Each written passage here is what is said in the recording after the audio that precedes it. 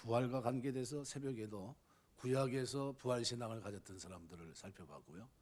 낮 시간에는 누가복음을 통해서 부활의 신앙을 가졌던 그들은 어떻게 해서 그렇게 될 수 있었는가, 하나님이 열어주시는 은혜 속에서 뜨겁게 하셨고 자세하게 가르쳐 주시는 은혜 속에서 그들이 주님을 바르게 알 수 있었고요, 바르게 믿을 수 있었고, 그래서 주라 고백하면서 그리스도의 증인의 사명을 감당할 수 있었습니다.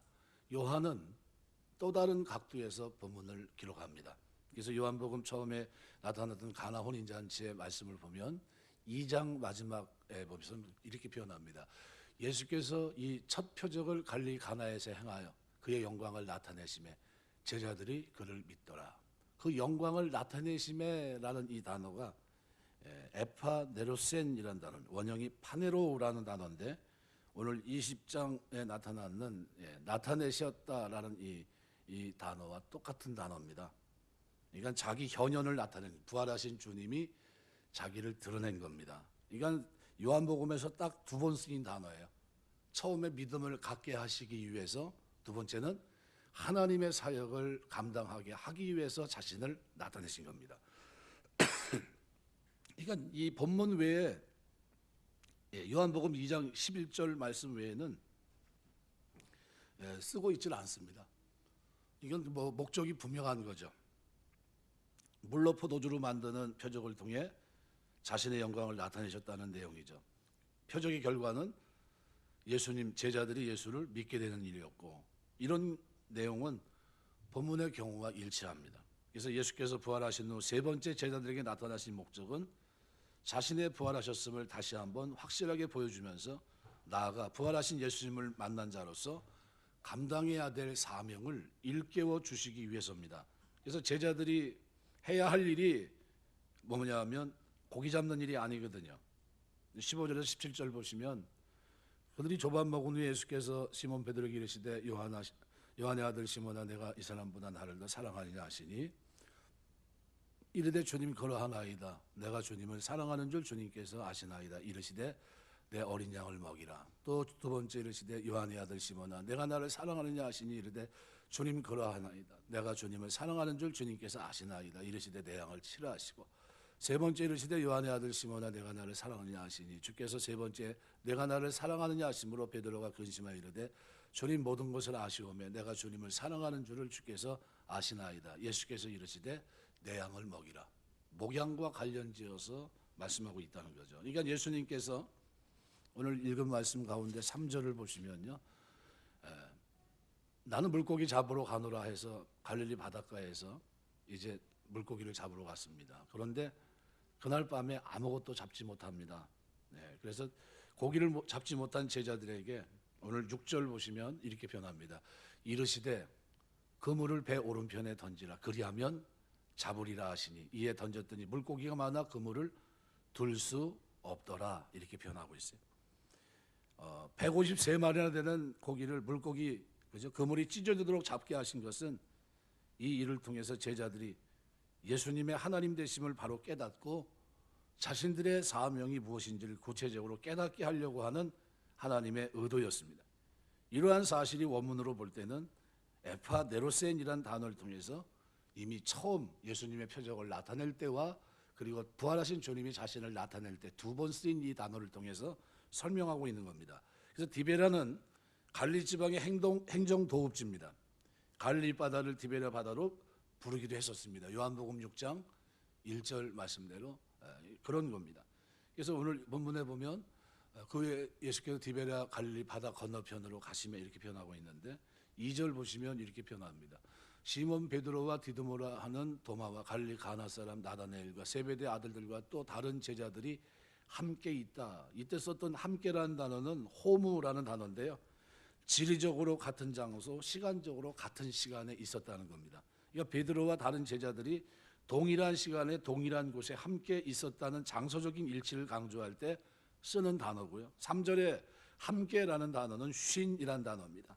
어떤 사람과의 동일한 일을 한다는 측면이 강조되는 단어입니다. 그러니까 이 단어는 내적인 일치나 교제나 경험을 공유하는 일을 가르치는 겁니다. 그러니까 3절에서 함께는 그들이 베드로가 하는 일을 자신들도 동참하겠다라는 것을 말씀하고 있는 거죠.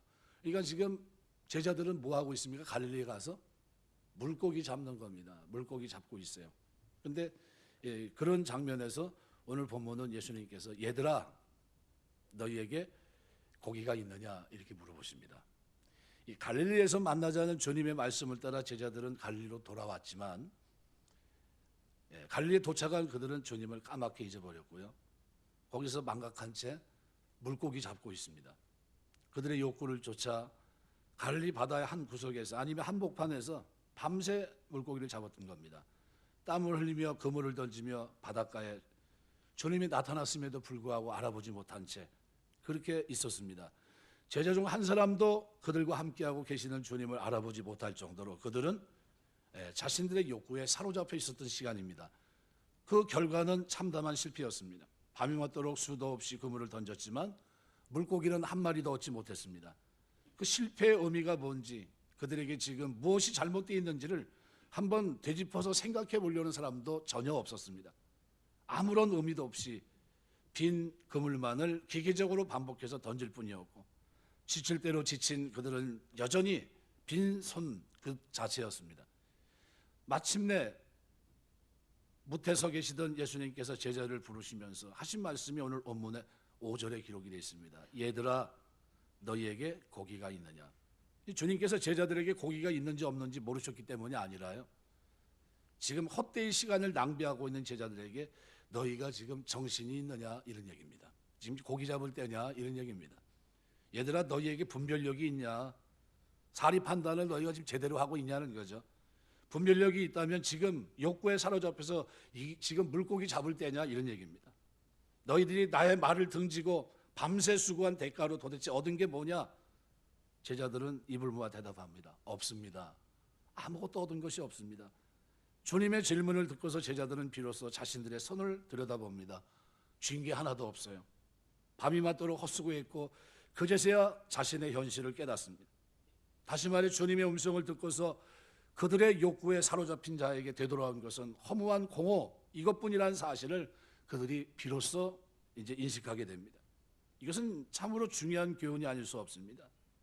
진리의 말씀 앞에 서기 전까지는 진리의 말씀에 진정으로 귀 기울이기 전까지는 욕망에 눈먼 인간의 헛된 행진은 결코 멈춰지지 않는다는 거죠. 진리에 의하지 않고서는 허망한 헛수고로 바르게 인식할 수조차 없는 이 모습이 인간의 모습입니다. 얘들아 너희에게 고기가 있느냐. 주님의 이 질문 속에는 유독 본문에서만 유일회적으로 사용된 두 단어가 있습니다. 이 단어를 통해서 요한은 교묘하게 말하고 싶은 내용을 전달하고 있습니다. 여기 고기라고 하는 단어예요. 물고기를 의미하는 헬라어 단어는 익투스라는 단어입니다. 아주 익숙한 단어죠. 신약성경에 나타난 물고기는 원문에 모두 익투스라는 단어로 다 번역되어 있습니다. 그런데 딱 한 군데 예외가 있는데 주님께서 제자들에게 너희에게 고기가 있느냐 오늘 본문입니다. 익투스가 아니에요. 프로샤마기온이라는 단어인데요. 이 단어를 여기서 유일하게 쓰셨습니다. 성경 중 본문에서 주님에 의해 단 한 번 사용된 단어가 이 단어예요. 이 단어의 뜻은 원래 물고기란 의미가 아니라 식탁 위에 올려진 진미 또는 진귀한 음식을 가리킬 때 쓰는 단어입니다. 그러니까 이 단어의 참뜻을 살리면 주님의 질문은 이런 의미입니다. 얘들아 너희가 정말 귀한 것을 얻고 있느냐라는 질문이에요. 주석을 가하면 더 깊은 의미를 깨닫게 됩니다. 욕망에 사로잡혀 진리인 나를 등져서 너희가 아무리 수고했지만 결국 귀한 것을 얻을 수 없지 않느냐라는 말입니다. 또 하나의 단어가 있는데 주님이 제자를 부를 때 얘들아라고 부르셨다는 겁니다. 파이디온이라는 단어예요. 파이디온. 여기 본문은 파이디아라고 써 있는데요. 이것은 아주 작은 어린아이들을 지칭하는 단어입니다. 성인이 된 제자들입니다. 이 제자를 부르는데 사용되기에는 전혀 적합하지 않은 단어를 여기서 쓰고 있어요. 성경 속에서 본문 이외에 이 단어를 성인에게 혹격으로 사용된 경우는 한 번도 없습니다. 주님 역시 이제 그 제자들을 이런 식으로 부른 적이 없어요. 얘들아라고 부른 적이 없어요. 그런데 오늘 갈릴리 바다에서 여기만큼은 예외로 제자들을 딱 한 번 얘들아라고 부르세요. 파이디온. 왜 그렇게 했을까요? 그 의미가 무엇이겠습니까? 지금 자신들이 해야 할 것이 뭔지, 있어야 될 것이 어디인지 알지 못한 채 진리의 말씀을 깨닫지 못하고 단지 허망한 바다를 향해서 헛수고만을 하고 있는 밤을 새워가며 열심으로 헛수고한 그들, 제자들의 주님의 눈에 비친 그 모습은 어떤 모습이었을까요? 철없는 아이 같은 모습이에요. 쟤네들을 보내야 되나? 쟤네들을 통해서 복음의 역사를 이룰 수 있을까? 라는 거예요. 철부지에 철부지.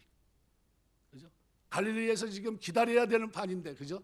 부활하신 주님을 만났다면, 그죠? 제자다운 모습을 좀 갖추고, 주님 어서 오십시오. 우리가 주님 만나려고 지금 여기서 기다리고 있었습니다.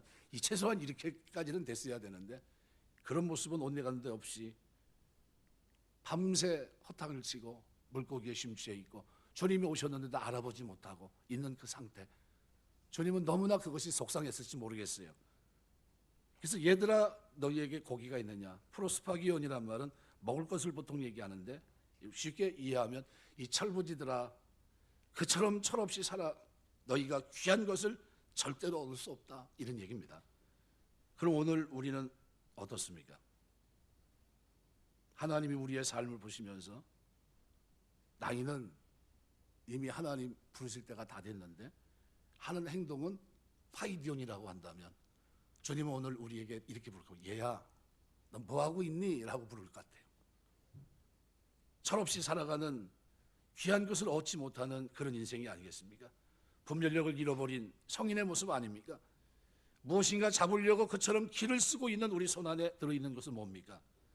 진정으로 주님 보실 때 너희에게 귀한 고기가 있느냐 물어보세요. 귀한 것이 있느냐? 우리 손에 붙잡힌 건 뭡니까? 허망한 공허함이에요. 주님께서는 요한복음 15장 5절을 통해 이렇게 말합니다. 나는 포도나무에 너희는 가지니 저가 내 안에 내가 저 안에 있으면 이 사람은 과실을 많이 맺나니 나를 떠나서는 너희가 아무것도 할 수 없음이라. 길이요 진리요 생명이신 주님을 떠나서는 우리가 아무리 수고해도 헛수고고 헛수고인 줄 알지 못한 채 헛되이 반복하는 철부지일 수밖에 없다는 사실을 성경은 분명히 말씀합니다. 얘들아 너희에게 고기가 있느냐? 다르게 말하면 이 철부지들아 너희 속에 무슨 귀한 것이 있느냐? 너희 손에 지금 쥐고 있는 게 뭐냐? 이런 겁니다. 옛날 국제그룹 총수였던 양정모 회장이 신한정금 소유권을 놓고 사돈간 벌였던 법정 공방은 결국 모두 양쪽의 패배로 끝났습니다.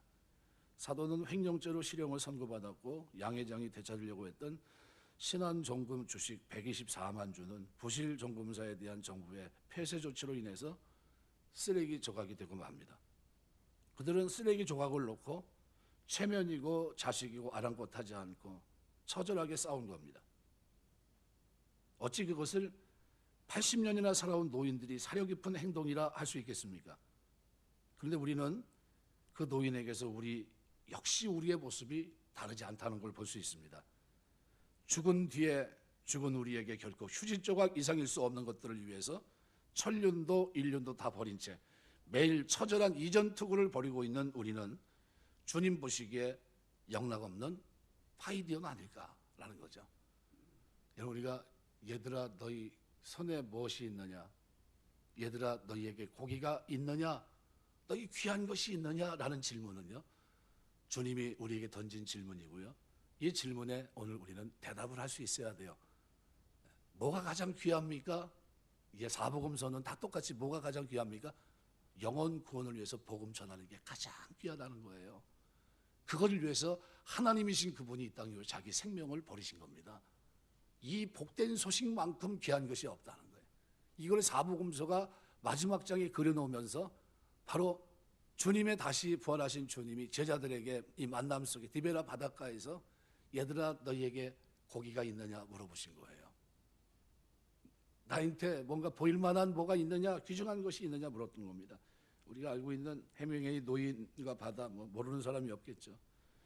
쿠바의 바닷가에 늙은 어부가 고기를 잡기 위해 바다에 나갔지만 한 고기를 만나서 83일이 지났지만 손에는 여전히 빈손이었고 84일째가 돼서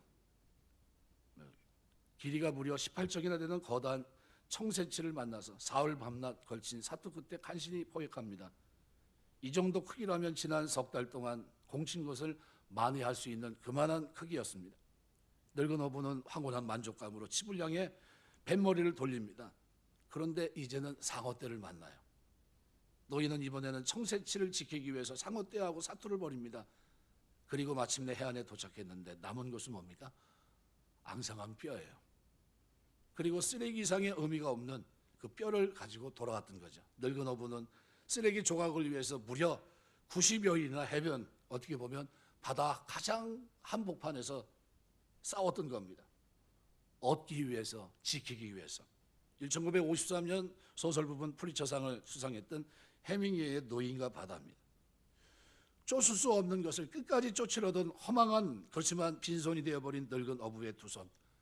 84일 동안 쉼없이 낚시를 던지느라 사흘은 낚싯줄을 붙잡고 밤낮으로 청새치와 사투를 벌이느라 그 이후에는 상어떼들의 공격을 물리치느라 지칠 대로 지치고 찢어질 대로 찢어진 상처투성이가 되어버렸음에도 불구하고 그 손에 남은 거는 뭐가 있습니까? 아무것도 없어요. 늙은 어부의 공허하고 서글픈 두 손입니다. 이 두 손이야말로 바로 오늘 우리의 손은 아닌가 생각해 보셔야 돼요. 오늘 본문에 주님은 제자들에게 유언합니다. 얘들아, 너희에게 고기가 있느냐라는 거죠. 대답하되 없나이다. 우리의 손을 가만히 들여다보면 얼마나 지쳐있는 손입니까? 욕망의 발톱에 핥히고 쫓겨 온갖 상처투성이고 피투성이의 모습이 오늘 우리의 모습입니다. 그럼에도 불구하고 정작 귀한 것이라곤 우리 손에 아무것도 없어요. 무엇인가 들어있다면 결코 나의 관 속에 가져갈 수 있는 미래의 쓰레기 조각에 불과한 것입니다. 이렇게 우리의 인생의 끝이 나버린다면 이보다 더 비참한 일은 어디 있겠습니까? 그래서 사복음서는 가장 귀한 일이 뭐냐 그걸 설명합니다. 가장 귀한 일이 뭡니까? 바로 복음입니다. 복음. 영혼을 구원하는 일. 바로 그걸 설명하고 있는 겁니다. 사복음서 기자가요, 예수님의 부활, 예수님의 십자가의 죽음과 부활을 공히 다 기록해 놓고 있는 겁니다. 이것이 가장 귀한 일이다. 내가 나를 사랑하느냐? 그렇다면 내 양을 먹이라. 내 양을 치라 하면서 했던 겁니다. 우리를 사랑하시는 주님께서 철부지처럼 살아온 오늘 우리를 포기하지 않으시고 끝까지 사랑하시면서 우리를 찾아오셔서 자세히 가르쳐 주셔서 영생을 알게 하시고 그리고 오늘 우리에게 묻고 계십니다. 얘들아, 너희에게 고기가 있느냐고 물어보세요. 이 물음에 여러분은 어떤 대답을 하시겠습니까? 제자들은 없다고 대답했습니다. 주님, 우리 손 안에 정말 귀한 것이라고는 아무것도 없습니다. 있다면 고작 미래 썩어질 쓰레기 조각들 뿐입니다. 그런 제자들에게 주님은 그죠? 가장 가치 있게 있는 삶을, 그 삶을 소개합니다. 그것이 뭡니까? 이 땅에 오셔서 우리의 죄를 없이 하신 십자가의 죽음과 부활을 그들로 하여금 전할 수 있는 그리스도의 십자가의 부활의 정인으로 그들을 삼아 주셨던 겁니다. 그런 의미로 요한복음은 의미가 있는 성경이라고 생각이 됩니다. 이방인에게 영생이 있음을 알게 하시면서 예수 그리스도가 하나님이고 구약이 말씀했던 그분이고 그리고 그분이 오셔서 오늘 우리에게 이렇게 행동하셨다는 사실을 말씀해 주고 있는 겁니다. 말씀을 맺겠습니다. 이제 몇 번 이제 남지 않은 요한복음의 말씀을 우리가 묵상하면서 이제 이 의미를 조금 더 다음 주에도 이어서 설명을 드리려고 합니다. 오늘 본문에 기록한 그대로 우리 주님은 부활하셔서 세 번째로 제자들에게 나타나셨습니다. 자신을 나타내셨어요. 사울을 만나서 부활하신 주님이 자신의 현현을 나타내셔서 그가 평생 살아가면서 다메섹에서 자신을 만나주신 그 하나님을 잊지 못했듯이 오늘 엠마오로 가는 두 제자가 그죠? 낙향하고 있는 그들을 찾아오셔서 자세히 가르쳐 주시면서 하나님의 말씀을 깨달을 때 마음을 뜨겁게 하시고 마음을 열어 알게 하셨던 그 은혜를 잊지 않았듯이 디베라 바닷가에서 밤새 허탕쳤던 그들에게 찾아오셔서 얘들아 라는 이 단어를 부르시면서 이 철부지들아 너희 손에 귀한 것이 있느냐 이렇게 물으신 주님 앞에 없다고 대답했던 이 장면은 일생을 살면서 잊혀지지 않을 것입니다. 지금까지는 아무것도 없지만 앞으로는 하나님이 귀하게 여기는 그 일을 위해 살겠습니다 라는 다짐을 어디서 했을까요? 디베라 바닷가에서 거기서 고백했을 겁니다. 그런 제자들에게 고기를 잡게 하시고 그리고 그 생선을 가지고 먹으시면서 그리고 베드로에게 물어보십니다. 요한의 아들 시몬아, 내가 나를 사랑하느냐? 3번이나 반복해서 물으시면서 그들에게 사역의 길을, 무엇이 가장 귀중한 일인지 이것을 설명합니다. 그 일은 뭡니까? 하나님의 영원한 생명을 알지 못하는 자들이 영원한 생명을 알 수 있도록 복음을 전하는 일이었습니다. 이것이 하나님께서 우리에게 기대했던, 얘들아 너희에게 귀한 것이 있느냐라는 겁니다. 우리 손에 내가 전한 복음 때문에 예수를 믿고 내가 전한 복음 때문에 그리스도를 영접하는 이런 것들이 오늘 우리에게 있다면 우리가 주님 앞에 드릴 수 있는 최고의 선물이 바로 이것이 될 줄 믿습니다. 육신의 고기를 잡던 그들을 이제는 영혼의 어부가 되게 하셔서 그들을 통해 수많은 영혼을 건지게 하셨는데, 초대교회를 끌어갔던 제자들은 복음을 전할 때 3,000명, 5,000명씩 회개하고 돌아오는 놀라운 부흥의 역사가 있었던 겁니다. 하나님은 그들을 통해 영광을 받으셨고, 그들은 다시 예수님이 질문할 때 얘들아 너희에게 고기가 있느냐는 질문 앞에 예, 지난 날에는 없었지만 지금은 주님께서 원하는 고기가 있습니다. 나에게 가장 귀한 것이 있고요, 이것을 주님께 드립니다. 그것이 뭡니까? 하나님의 복음을 통해 회개하고 돌아온 영혼들이었습니다. 바로 그 놀라운 사역을 위해서 제자들은 그 길을 걸어갈 수 있었고요, 그리고 그 길을 걸으면서도 내가 이제는 하나님의 영광을 위해서 귀한 것 드리기 위해서 살아가는 사람이라는 인식을 놓치지 않았고요, 하나님이 사명을 부여한 그 사명을 잃어버리지 않습니다. 일평생 살아가면서 하나님이 나에게 준 그 사명을 위해서 최선을 다해 달려갔던 제자들의 모습을 우리는 볼 수 있는 겁니다.